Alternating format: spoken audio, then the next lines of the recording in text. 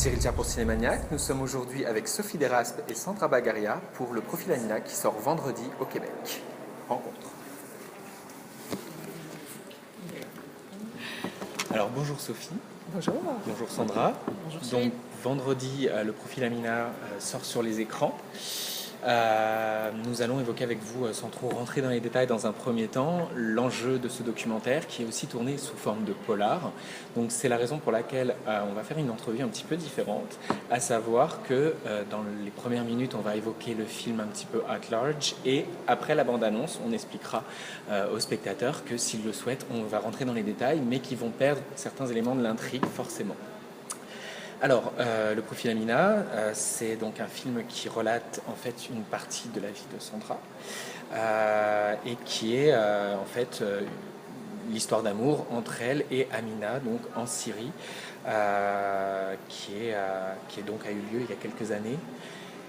Ma première question par rapport à ce film, Sophie, c'est pourquoi avoir voulu montrer cet épisode de la vie de Sandra ? C'est que c'est une histoire qui va bien au-delà de l'histoire d'amour, de la rencontre en ligne. C'est une histoire qui révèle des enjeux très, très importants de notre époque, qui sont de l'ordre de l'identité en ligne, de comment aussi...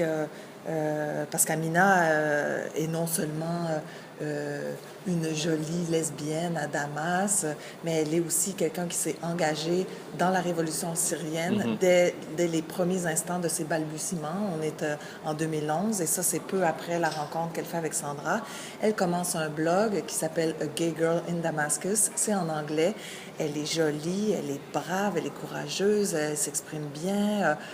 Donc, elle devient assez vite une coqueluche médiatique qui parle de la révolution dans son pays, alors que le régime empêche les journalistes étrangers d'y entrer et tente de réprimer ceux qui, de l'intérieur, tentent de parler. Donc elle s'avère très courageuse et à un certain moment, elle se fait kidnapper. Et dès lors où le kidnapping arrive, et c'était dans l'air, elle était menacée, on tente de la faire libérer. Et à ce moment, certaines questions se posent sur son identité. Toi, à ce moment-là, tu connaissais l'histoire de loin, mais vous n'aviez pas encore évoqué le fait de faire éventuellement un documentaire. C'était pas du tout... Jusqu'à ce point, je dois dire que à partir du kidnapping, l'histoire a pris une dimension, c'était vraiment international, à grande échelle. J'avais mon amie qui était étroitement impliquée dedans parce que ça faisait 6 mois qu'elle entretenait une relation amoureuse, en ligne, à la fois érotique comme intellectuelle, avec Amina Araf.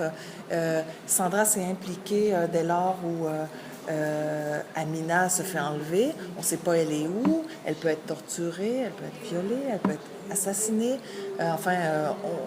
On sait ce qui peut être possible du régime en place. Donc, Sandra, comme beaucoup d'autres militants à travers le monde, tente un branle-bas de combat. Des ambassades s'en mêlent, les services secrets américains, parce qu'elle est mi-américaine, mi-syrienne, est américaine par sa mère. Donc, ça concerne aussi les services de sécurité américains, l'ambassade américaine. Donc, tout le monde s'en mêle et dès lors, là, je sens qu'on est dans une histoire qui prend des dimensions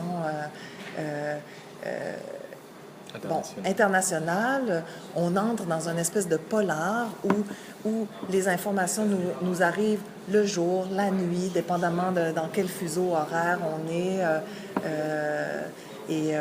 Et puis j'ai mon amie là, qui ne dort plus, qui est sollicitée par les médias, qui elle-même émotivement est engagée dans cette libération et avec tous les doutes qui se mettent à surgir sur qui est réellement Amina, je nous sentais dans un polar. Oui. Alors, avant ça, Sandra, toi, tu donc as connu Amina par les réseaux sociaux essentiellement, par son blog aussi.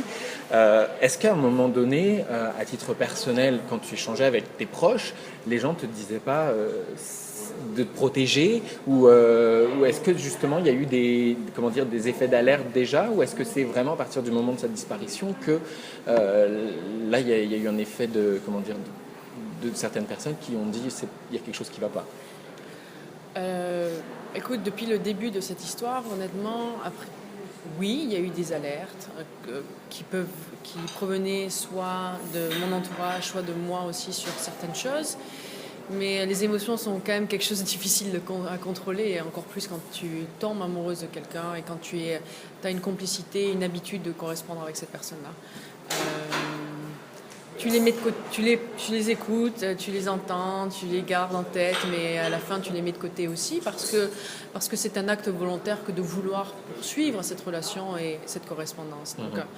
Donc c'est ça, c'est un choix comme dans n'importe quelle relation, et c'est sûr que le kidnapping a juste compliqué ces doutes-là, mais il y en avait déjà quelques-uns qui ont été aussi effacés du tour de la main, dans le sens où il y a quand même des grandes institutions d'information internationale comme The Guardian qui ont rencontré Amina à Damas. C'est vrai. Il y a quelques éléments qui m'ont fait dissiper le doute. D'accord. Donc à partir de ce moment-là, intervient Sophie pour te proposer de partir sur le fait de faire un documentaire et aussi des entrevues avec un certain nombre de professionnels qu'on voit dans le film. Je propose qu'on regarde la bande-annonce et donc après on verra un petit peu dans le cœur du sujet des questions un petit peu plus précises. Sandra, qui avait un petit truc qui se passait, elle était dans son Blackberry tout le temps. Il dit viens voir. C'est une fille de Damas. Je dis quoi? Fille de Damas avec du cul?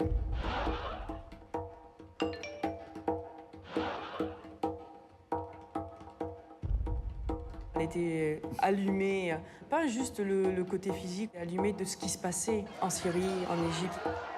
Elle me dit regarde, je vais créer le blog A Gay Girl in Damascus. Je pense que j'étais la followers numéro 2. A lot of people sent me this link as an inspirational story of the power of blogging and of women writing online. She was the type of story that news organizations love. 4 words, gay girl in Damascus.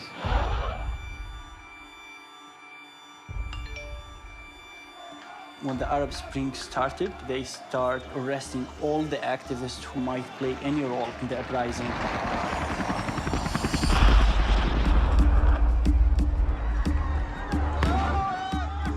She calls herself a gay girl in Damascus. She was abducted by armed men believed to be working for the government. I got in touch with the embassy worker and I told her, you need to help us find her and put pressure on the Syrian regime. The first thing that we have to do if someone disappears is we need to contact the family to try and find out what's going on. We couldn't find any way of contacting the family. All of us start to campaign for her in Twitter, in Facebook. By getting media attention, we can save her life. We can save her some torture. Basically, I posted the picture, tagged everybody. Did anybody see this girl? Anybody knows this girl? I came back empty-handed. No one could find out who she was, and that made me go, this is something was wrong here. I'm talking to her girlfriend. Her girlfriend is real. There's no way that this is fake. The last thing I wanted on my conscience was wasting days or weeks debating her existence while she might have been in a jail somewhere. Are you sure that Gay Girl in Damascus actually exists? Well, I couldn't tell you that for sure. No, I never spoke to her. I never spoke to anyone from her family. But seriously, somebody's writing and I can assure you it's not me.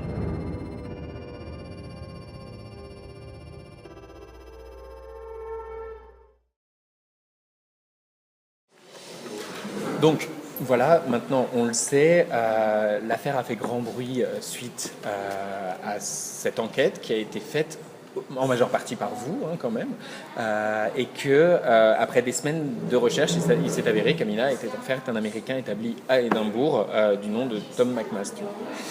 À ce moment-là, vous devez être sous le choc, je pense. Il y a un moment où... Ouais, je pense qu'il y a un moment où tu es obligé d'être sous le choc, honnêtement.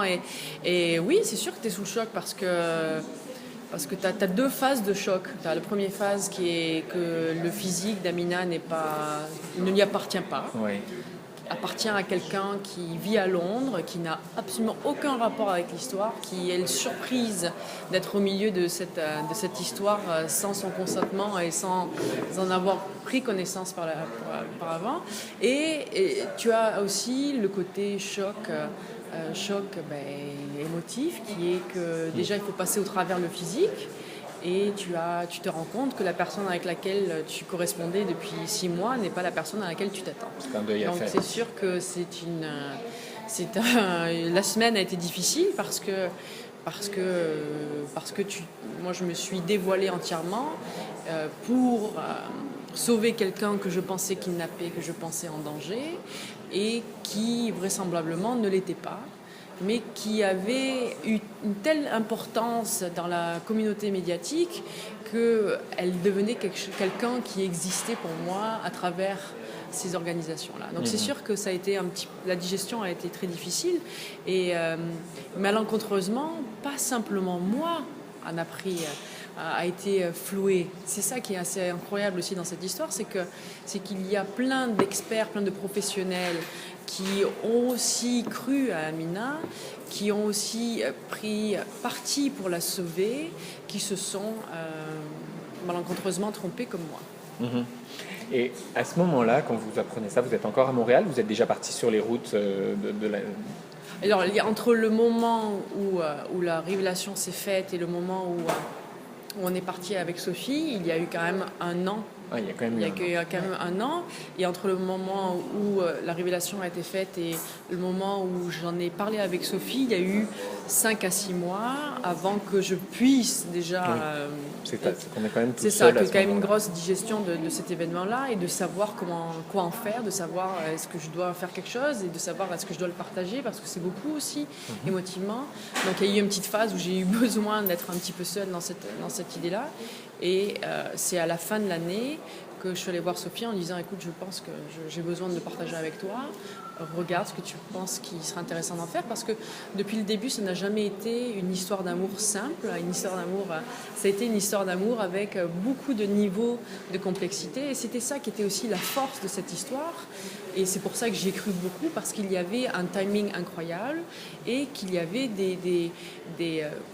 on va dire des thématiques sociales qui étaient liées intrinsèques avec cette histoire-là, qui faisaient en sorte que ça devienne quelque chose d'incroyable.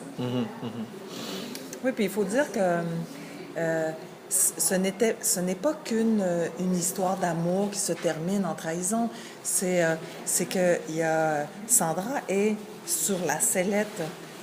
C'est exposé par les médias, à la fois des médias qui eux-mêmes se sont fait duper, puis ensuite qui font juste comme continuer à relayer la nouvelle.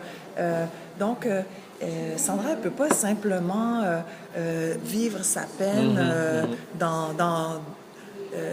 dans son coin à elle et avec ses proches. Il y a quelque chose qui est ouvert là, au public. Si tu googles son nom, mais c'est ça qui sort. Si elle veut se faire engager, si elle rencontre quelqu'un qui fait juste une petite recherche sur elle, donc elle se trouvait associée à cette histoire. Donc il y a tout ça dont on doit tenir compte quand on pense aux conséquences. Il y avait tout ça à digérer en même temps. Et c'est sûr que pour toi, c'était sans doute aussi un bon moyen d'exorciser aussi, j'imagine. Après, quand on regarde d'un point de vue extérieur, d'un point de vue spectateur, le film, moi, je tiens à louer le travail qui a été fait parce que je trouve que c'est vraiment quelque chose d'incroyable au niveau des recherches et même les images d'archives et les témoignages que vous avez recueillis s'imbriquent idéalement pour que à la fois qu'on s'intègre nous-mêmes en tant que spectateurs dans l'intrigue et qu'on soit pas forcément pas au même niveau que toi sous le choc, mais en tout cas dans un même sentiment d'injustice, de non-compréhension. Et ce qui est assez incroyable, c'est donc que vous êtes allé jusqu'à confronter cet homme-là, ce que moi me paraissait assez invraisemblable au moment de voir le film. Je me dis, il est là, mais voilà, on sait que c'est ça va s'arrêter avec des témoignages. Non, vous êtes allé jusqu'au bout de la démarche. Vous aviez vu qu'il était à Istanbul pour une conférence, et vous étiez, alors là j'ai lu que dans le dossier de presse, Vous étiez un peu nerveuse de Bien sûr, de se dire on va y aller puis on va le confronter. Oui, et puis en fait, c'est là que le documentaire, en fait, mon travail, c'est de faire en sorte de mettre le terrain propice à ce que des choses se produisent, puis de prendre des risques.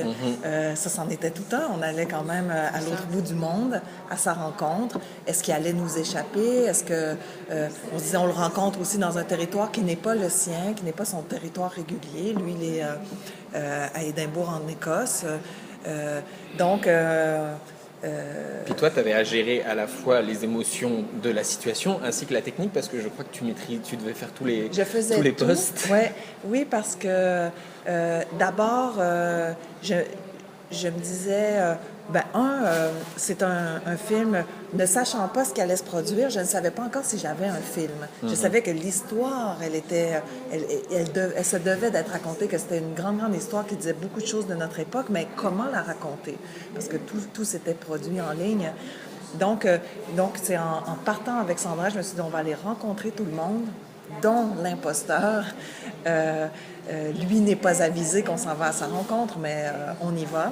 On verra ce qui arrive. Et pour voir si effectivement cette histoire se raconte. Et à chaque rencontre qu'on faisait, on apprenait davantage. Pour Sandra, c'était un voyage qui lui permettait d'assimiler complètement ce qu'elle avait vécu, d'en comprendre davantage la complexité, les ramifications internationales, les perspectives différentes que d'autres avaient eues. Évidemment, pour elle, c'est une perspective très intime. Pour d'autres, c'est éminemment politique. C'est leur sécurité qui est en jeu aussi. Il y a toutes sortes de... leur famille, même parfois... qui vivent d'autres réalités, qui sont propres à être en Syrie, par exemple, avec un régime oppresseur.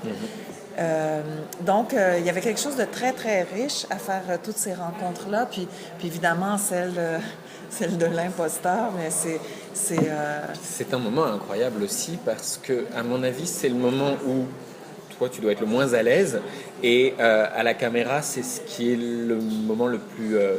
poignant, on va dire. Et il y a ce moment de silence. Je me souviens...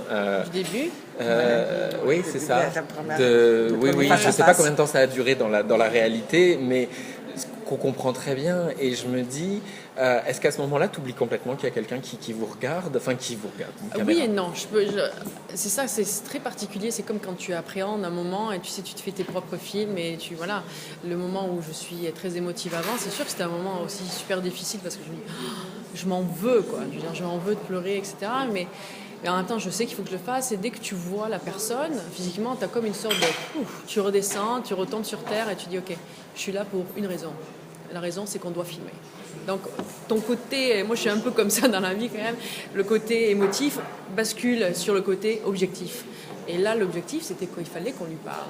Donc, c'est sûr que le début, le silence, il est installé là parce que je n'ai pas envie de commencer une conversation qui pourrait être intéressante pour le projet aussi, et pour moi et pour Sophie, sans qu'on soit prête.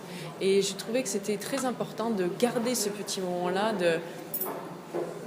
Regarde, c'est moi qui gère là, c'est pas toi. Donc si j'ai pas envie de te parler, je vais pas commencer à te parler. Et quand on sera prête, quand Soph et moi on sera prête, on commencera à parler. Mais moi, de mon côté, je suis prête, mais je laisse durer. Parce que je trouve que ce moment de silence est... Donc, tu vois, c'est ça. Tellement, et je n'oublie pas qu'elle est là. Ouais. Je n'oublie pas qu'elle est là parce qu'on est là pour une raison qui est très claire. C'est pour filmer, pour tirer quelque chose et pour que je reprenne contrôle dans ce sens-là. Et la reprise de contrôle, c'est en faisant aussi ce projet-là. Donc, oui, peut-être à un moment donné, tu oublies, etc. Avec Sophie, il y a eu quand même 2 heures de conversation. Il y en a beaucoup moins dans le projet, dans le documentaire. Mais c'est sûr qu'à un moment donné, elle nous ramène sur des questions, etc. Parce qu'il faut avancer aussi. Et je ne voulais pas qu'ils sortent de la ligne dans laquelle on s'était fixé, qu'il fallait répondre aux questions. Et... Mais c'est incroyable quand même de la situation. Là, en l'occurrence, moi, je ne pensais jamais que dans le documentaire, on en arriverait jusque-là. Je tiens vraiment à vraiment vous féliciter pour le travail accompli parce qu'on on le ressent aussi beaucoup on est presque, enfin, on est dans du journalisme d'investigation, donc c'est assez incroyable d'avoir réussi à rendre aussi bien une histoire qui était quand même très très riche aussi, très complexe. Et le montage aussi, au final, dont tu parlais il y a une minute, fait que ça tient sur ce fil pendant tout le film. Et moi, j'engage vraiment les gens à aller le voir parce que c'est vraiment mon coup de cœur de ce début d'année. Je vous remercie beaucoup des quelques minutes que vous m'avez accordées, et puis j'espère que le film trouvera son public en salle. Merci beaucoup. Merci à vous. C'est gentil.